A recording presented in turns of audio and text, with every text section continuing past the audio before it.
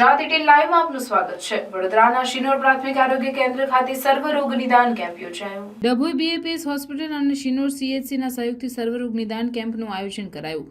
બાળકોના નિષ્ણાંત, હાડકાના રોગના નિષ્ણાંત અને ફિઝિશિયન ડોક્ટર હાજર રહ્યા। કુપોષણવાળા બાળકો તેમજ હાડકાના રોગના દર્દીઓએ સર્વરોગ નિદાન કેમ્પનો લાભ લીધો હતો।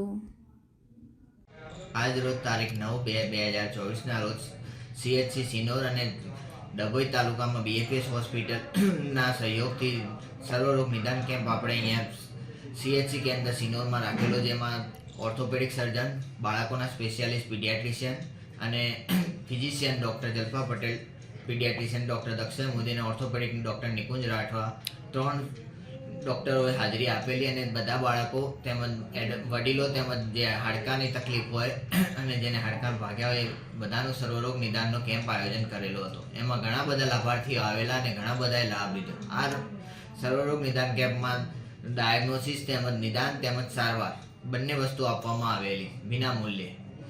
એમાં દરેક સહયોગીએ લાભ લીધેલો। સિનોર તાલુકા તેમજ આજુબાજુના ગામડાના જે પેરીફેરીમાં નર્મદા તાલુકાના નદી કિનારેના આજુબાજુના ઘણા ગામના લોકોએ લાભ લીધેલો અને મોટાભાગના બાળકોમાં ડાયગ્નોસિસમાં કુપોષણ નિવારણની જાગૃતિ અભિયાન પણ કરવામાં આવેલું, જેથી બાળકોને કુપોષણ હોય એ દૂર થઈ શકે।